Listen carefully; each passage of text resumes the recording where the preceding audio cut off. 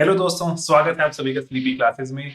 तो दोस्तों, एक और बार रिजल्ट और टॉपर्स के साथ साथ अगर बात करें तो ऐसे कुछ बच्चे मिलते रहते हैं जो पूरी जर्नी में जो कि ऐसे कुछ बढ़िया लेसन्स हमें बता सकते हैं, स्टूडेंट्स को बता सकते हैं, शेयर कर सकते हैं।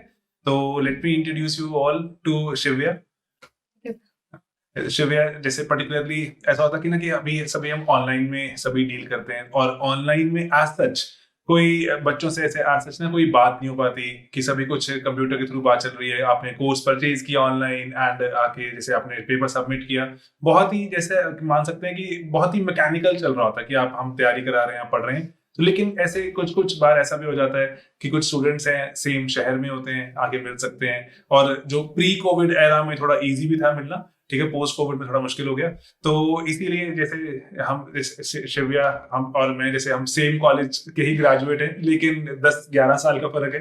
तो ये भी है, और लेकिन एक और चीज भी है कि हम सेम शहर भी शेयर करते हैं, तो इसलिए भी थोड़ा थोड़ा सा मैं उनको पहले से भी जानता था।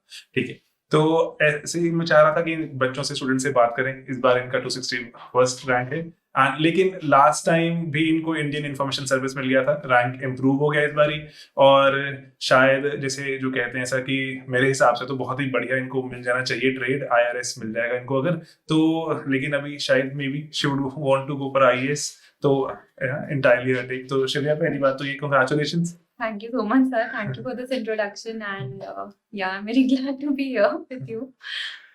तो एक जैसे ना एक मुश्किल सवाल से शुरू करते हैं इंटरव्यू, ठीक है। तो क्योंकि स्टूडेंट्स हैं पर्टिकुलरली, उनको आसान सवाल तो पसंद नहीं है, मुश्किल सवाल पूछते हैं। तो मुश्किल सवाल यहाँ पर ये है कि बहुत से सोर्सेज इंसान पढ़ता जाता है, बहुत सारी चीजें कवर करते रहते हैं एंड उन बहुत सारी चीजों को कवर करने के बावजूद देयर आर क्वेश्चंस जो एग्जाम में से क्वेश्चंस पूछे जाते हैं, तो हमें डरा देते हैं। अगर हम प्रीवियस ईयर क्वेश्चन में देखते हैं, अरे मैंने इतने सारे नोट्स पढ़े, ये वाला प्रीवियस ईयर क्वेश्चन मुझसे फिर सॉल्व नहीं हो रहा, अब मुझे चिंता हो रही है, तो क्या करूं मैं, और अपने सोर्सेज को बढ़ाऊं या क्या वे आउट किया इसका? राइट। तो आई थिंक सर इस क्वेश्चन के लिए मैं यही कहूंगी कि अगर हम बाकी टॉपिक्स की भी टॉक्स देखें तो सबका आई थिंक बहुत बेसिक कॉन्सेप्ट यही रहता है कि सोर्सेज जितने कम हो उतना बेटर है, because this exam requires you to have a basic understanding of everything, not to study everything, but एक basic understanding हर चीज की हो ताकि आप वो mind apply कर सके पेपर में जाके। And this happened to me in my both of the attempts, like 2018 में मैंने prelims clear नहीं किया था। That was because कि मैं सब कुछ पढ़ने के चक्कर में I couldn't revise, I couldn't go into the basics, and फिर जब पेपर आया सामने तो वो रैंडमनेस देख के बिल्कुल I was shocked in the exam and I couldn't attempt the paper very well.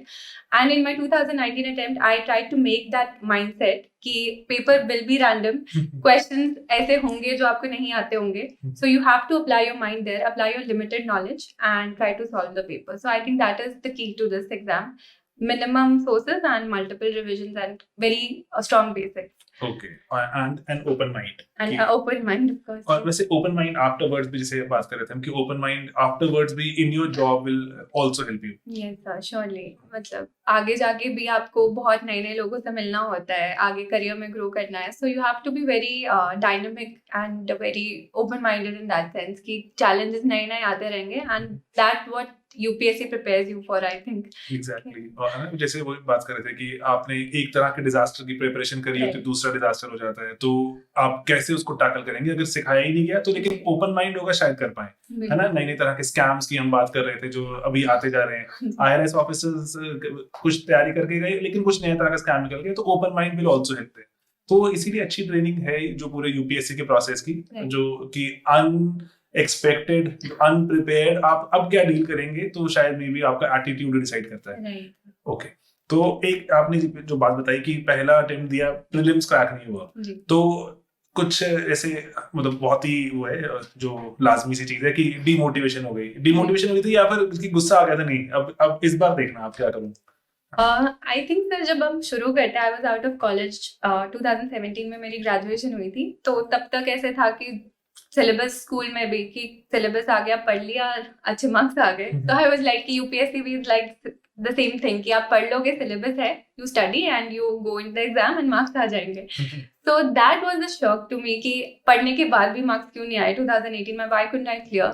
So then I saw the toppers videos बहुत सारी अनलिमिटेड ऑन प्रीलिम्स, एंड उसमें फिर मुझे समझ आया कि it's not just about the study, it's about your approach, how you solve the paper and how you go with, मतलब आपका माइंडसेट कैसा है वहां जाते हुए, आप क्या एक्सपेक्ट कर रहे हो पेपर से। तो अगर आप एक्सपेक्ट कर रहे हो कि हाँ जो आप पढ़ रहे हो वही आ जाएगा या बहुत आपके एरिया का पेपर आ जाएगा, so it will not happen.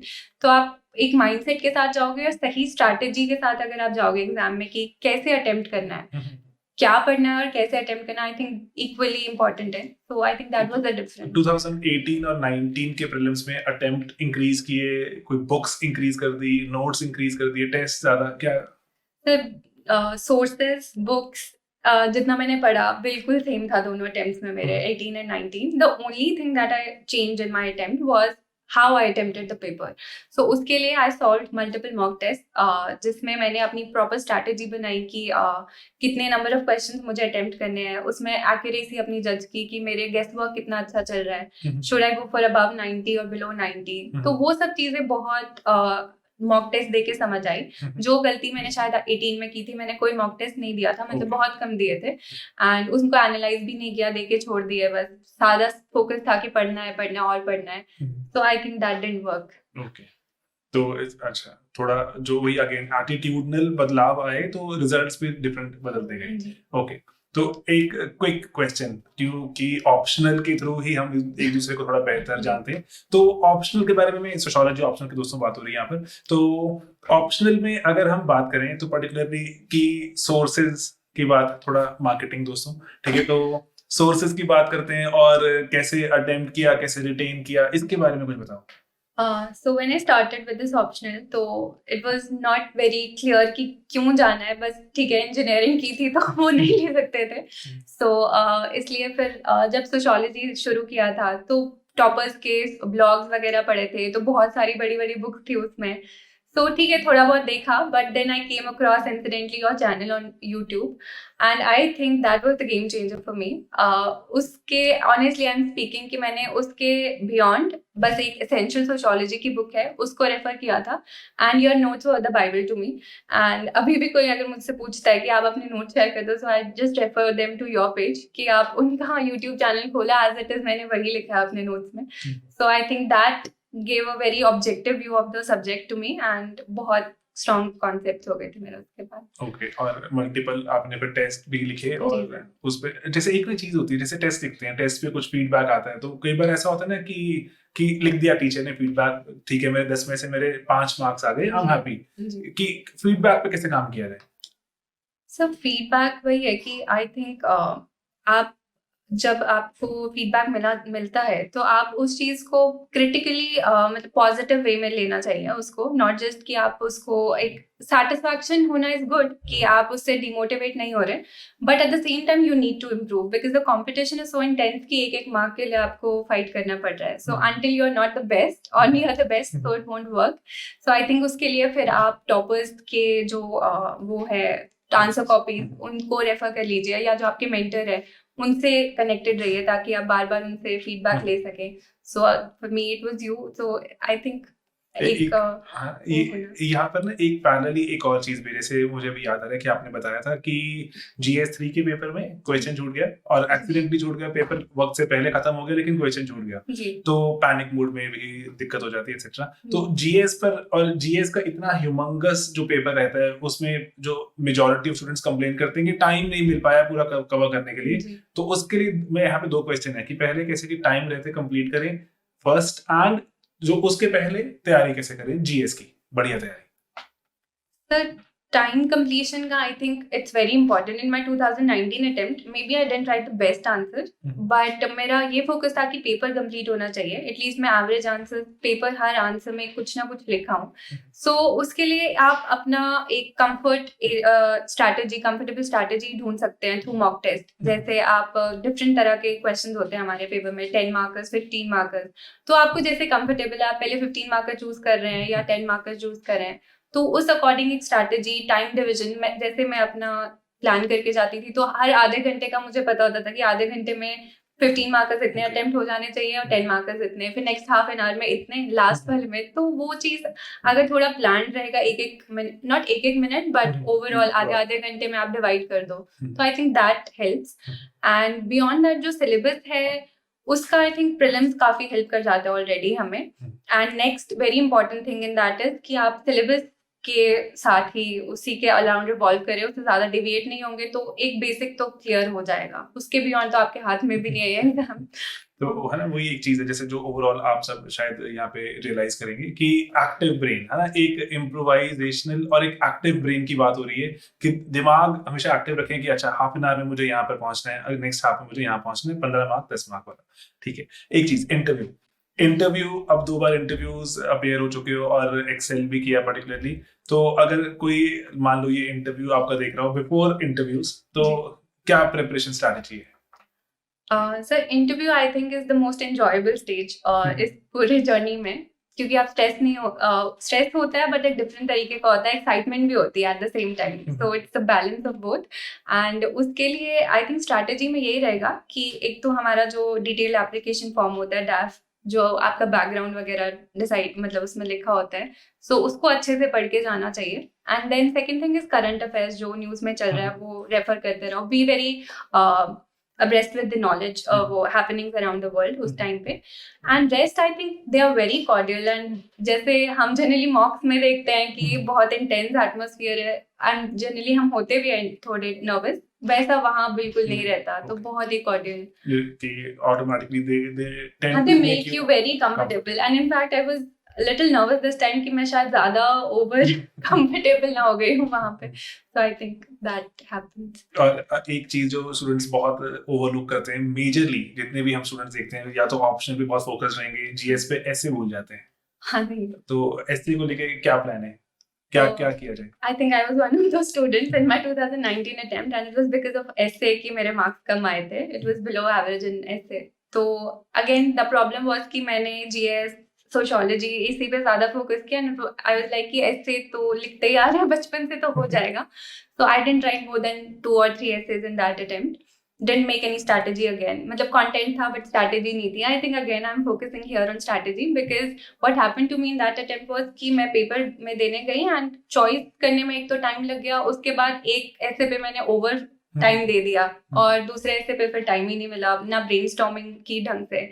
तो आई थिंक ऐसे के लिए वही फिर मैंने सेकेंड अटेम्प्ट में अपने चेंज किया जो अभी दिया है, कि ब्रेनस्टॉर्मिंग कैसे करनी है उस पर मैंने बहुत फोकस किया, रादर दैन की कंटेंट और पढ़ना है, क्योंकि कंटेंट तो हमारे पास हो जाता है आफ्टर रीडिंग जीएस और optional also, but how do you spend that initial 20 to 30 minutes brainstorming and giving a framework to your essay, that changed। और वैसे एक I'm sharing an incident, 2019 में अटेम्प्ट के जस्ट पहले जब प्रीलिम्स का result आया था और उसके जस्ट पहले जैसे शिव्या से फर्स्ट टाइम मिले, एंड शिव्या तब हमसे ये पूछने आई थी कि क्या वो यूरोप ट्रिप पे चली जाए, तो and you went ahead with the trip, और प्री के रिजल्ट के बाद बच्चों में एकदम हड़बड़ी होती है, मेंस आ गया, एंड वो लक्ष्मीकांत एंड जो हिस्ट्री की बुक्स वगैरह कैरी करके she was on a Europe trip, ठीक है, बट ठीक है जैसे इट कॉस्ट मी, मतलब ऐसे का टाइम नहीं दे पाई थी उस वजह से, एंड बट ठीक है eventually it was all worth it. अभी गवर्नमेंट ऑफ इंडिया भी आपको most likely will send on various trips, ठीक है।